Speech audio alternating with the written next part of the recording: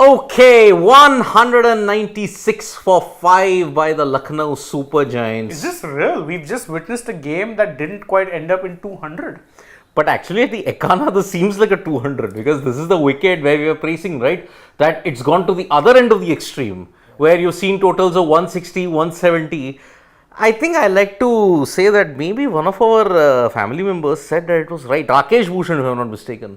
I think 200 is the new normal and it's a par total. If you look at by that logic, Lucknow Super Giants on the back of KL Rahul, 76 of 48. 50 of 31 from Deepak Hooda has ensured that they are 4 below 200, 196 for 5. But for Ekana standards, that's actually quite high. See, actually, we're talking about, I don't think for one, the pitch had any demons on it in terms of, it wasn't slow. Because if you look at how it is that the spinners fared, they bowled 8 overs and conceded 80 runs. Taking 1 wicket, if I'm not mistaken. Actually, Ashwin, I think, took the wicket of Hooda. Wow. Correct. So, you've actually not had a great time. And I think the only reason that this isn't a 200 plus wicket is if you look at the lower order. Puran 11 of 11, 100 strike rate. Ayush Badoni 18 of 13, 138 strike rate. Krunal Pandya 15 of 11, 136. Otherwise, you were looking at potentially a 220, 230 year as well. That's how, we've said that, Lucknow during the World Cup that was happening in India, you had a few good games wherein the pitch was definitely offering some assistance to the bowlers. This doesn't look like that. It definitely looks like a flat-ish deck, and I dare say, if my reading is correct, that this is a bit of an under par total by the Lucknow Super Giants. And if you look at the start that Lucknow Super Giants had, you would be thinking that, man, are they even getting this much? Because Trent Bolt cleaned up Quinton de Kock, and I have always said that for the past 8 years, de Kock's really struggled against Trent Bolt when you look at it. Be it, in fact, he struggled this whole season for that matter. Barring those 2 or 3 half centuries that he got an 80 odd, another half century. But today perhaps was the final nail in the coffin as far as chances to Quinton de Kock are concerned, because they've got a Kyle Mayers on the bench. You get a couple of overs in the power play from him. He can be as good a hitter at the top. He can give you those quick starts as well. So maybe it's the end of the rope for Quinton de Kock. But after, we saw that ball swing, especially the dismissal of Marcus Stoinis. Ooh, what a delivery from Jaffa. Absolute Jaffa from Sandeep Sharma, who many feel should be on his way to the Caribbean and the United States as well. But one, you guys, by the way, no, he is not in my team. I think Virendra Sehwag picked him in the team. So yeah, Mohammad Kaif, if I'm not mistaken, picked him. Yeah, we'll be doing a video on that as well. You can keep your eyes peeled. But the one man who's making a case to go to the Caribbean at this point in time is a certain Kannur Lokesh Rahul. KL Rahul, 76 of 48, tackled spin well. An opener. But then, I don't think he's batting as an opener. So you are going to bat him in the middle order, despite the fact that he's got most lower of his middle. runs. Yeah, as an opener. I love the logic. But then, where is logic applied in the Indian cricket team for the past 6 to 7 years? Because if you look at the benchmark, UC Chahal should have been picked, right? In both the World T20s, and he should have been starting on the basis of a purple cap in the IPL 2022 and a very good 2021 season. But did he play? No. KL Rahul might be picked on the basis of what? I don't know. So, where does logic in this sense? You're trying to figure out logic in places where there's none. So, the partnership that they had of 115, Rahul and Deepak Hooda, ensured that Lucknow Super Giants were on course. And look at it, they scored 115 runs in 10 overs. That's quite a good rate. And considering what is the period? Middle overs, the traditional Achilles heel for the Indian cricket team. The middle overs has been an issue. So, Deepak Hooda, 50 of 31 at a strike rate of 161.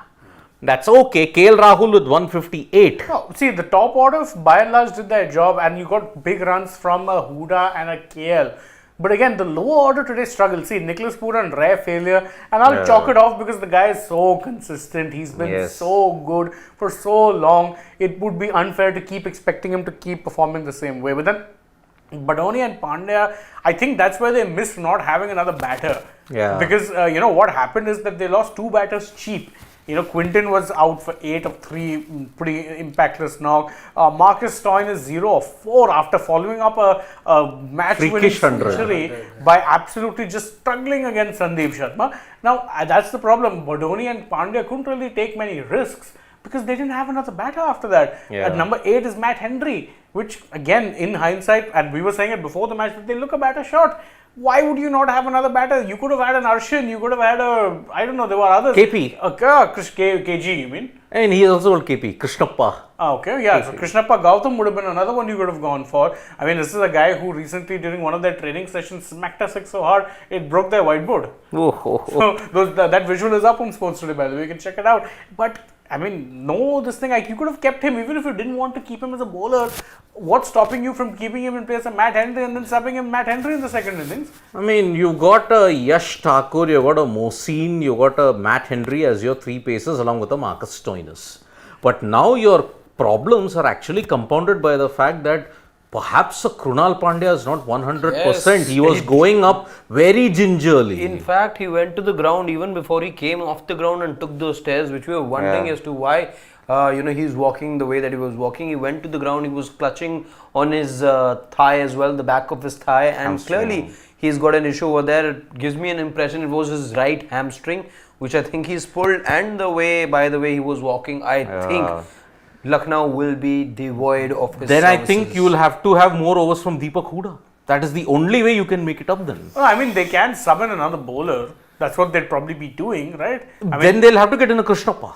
No, why Krishnappa? Or a Manimaran. They have Manimaran Siddharth, they've got Amit Mishra, there's enough options there. Okay, so maybe, but then you want to play 2 leg spinners in Bishnoi and Mishra. Yes, Bishnoi is a googly bowler, so you may as well bring in a Mishi, or you could bring in a Manimaran Siddharth. I mean, he gives you 2 good overs in the power play, can be wicket taking. And left hand option. Because today, if you look at it, the spinner duo of Ashwin and Chahal combined to take only 1 wicket for 80 runs with 8 overs. See, Ashwin, I think, was again one of those days where he was guilty of over experimenting. We saw him, try new things. We saw him, and you're saying guilty of over experimenting, but that he's been doing for a very long time. And today, maybe it was done a bit more to the extent. Okay, you bowling. We've seen that happen before as well. But you're bowling even before, you're ending your run up prior before the wicket is, or where the umpire is even standing. To be doing those quirks and all. And that ball, by the way, went for a wide. After which, he went for his regular run up where his foot landed on the crease. But we've seen Ashwin been guilty of over experimenting at times. Perhaps this is something that he had tried. Sometimes. Not all the time. Today, I didn't see him bowl the leg break. He bowled the carom ball. He almost got rid of KL Rahul, who slipped while doing the sweep. But apart from that, see, Ashwin, there's a reason why he's tapered off in white ball cricket. The too much of experimentation, and also his main role is just to control the flow of runs, not taking wickets. And today, for the first time in IPL 2024, UZ Chahal went wicketless. This was the first time. So, whether... The 200 wicket man. Yeah, the 200 wicket man. And Manivaran Siddharth or Amit Mishra, if you look at it, okay, now that Krunal might not get in his overs. None. I don't think he's bowling at all. Yeah, and that's a big blow because you're also going ahead. If I have to look at LSG, you lost a batter also if you look at it. So, whether you want to persist with a Manimaran Siddharth as an impact sub or you want an Amit Mishra for this particular situation, because there seems to be no assistance for the pacers whatsoever, for the spinners whatsoever. Yeah, so you may very well also then just take the punt and say we'll have Bishnoi bowl out his 4 or maybe less and bring in another pacer. There are pacers on their bench. There's a Yudhvir. There is a Yudhvir Singh Charak, there is an Arshin. Arshin is a batter predominantly, but he's a medium pace bowler also. So, yeah, if they want to get in a Yudhvir Singh Charak, but then with already a Marcus Stoinis. The last of Yudhvir was in 2023, we saw I him. think in the game Last against year, I PBKS, if I'm not mistaken, at the Ekana, I think that's when he... was the Mumbai game? I think it was PBKS, I remember. Either of those. He played 2 back-to-back games, I remember, after which... Yeah, but anyway, the quick talking point really as far as, bowlers were concerned today wasn't the greatest of days. Even an Ashwin going at nearly 10, everyone else going above that. But Sandeep Sharma, man, look at those figures. Phenomenal. It's hard to believe this is a guy who's coming back from an injury and bowling at exactly the same level that he was bowling at prior to the minor knock. I mean, he's probably been one of the better bowlers, Indian bowlers, and he's obviously a seasoned vet. But man, he's just continuously doing the same He's things. been right? in the IPL for a decade now. Ever since Punjab Kings, he's been there. And for Rajasthan Royals, I mean, he only came in as a replacement because Prasid's been injured that for the was past. last year. Yeah, but even this year, Prasid's been ruled out. Yeah, So for and two Boyd stepped seasons, he's actually carried that fast bowling mantle. If you look at it, so I would say that Sandeep has made the RR bowling unit totally complete. With his death overs, I mean, he got a 5-wicket haul against Mumbai here. And it's a just tribute that you look at it. Sandeep, I can sympathize with the fact that why people want him. But with already an Avesh, with already a Bumrah, your death overs is kind of sorted in the T20 World Cup. It's like, okay, it's See, like Dhruv Sandeep- Jurel and But Sanju Samson. Sandeep, first you're taking for those 2 overs in the power play. When is he the most lethal? It's in the power play because Swinging of his in the ability way. to swing the ball. Oof, and that delivery, that was the perfect in-swinger that flattened the middle stump of Marcus Stoinis. So that's why I am telling you, Sandeep is a very, very distant left field choice if that Yeah, happens. he would be, because again, I think the last time he played an international for India was in 2015. 9 years ago in Zimbabwe. So it's been a while, and again, if he was in Zimbabwe, that tells you everything you need to know about how much he was considered as a prospect, because Zimbabwe would often be where India would send their B or C teams.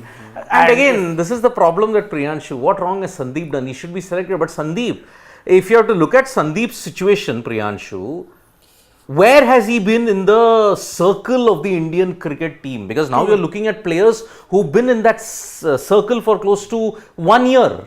or at least 2 years, but he's been nowhere. He's been nowhere. In fact, at this point, 1 year guys are also not making the 15.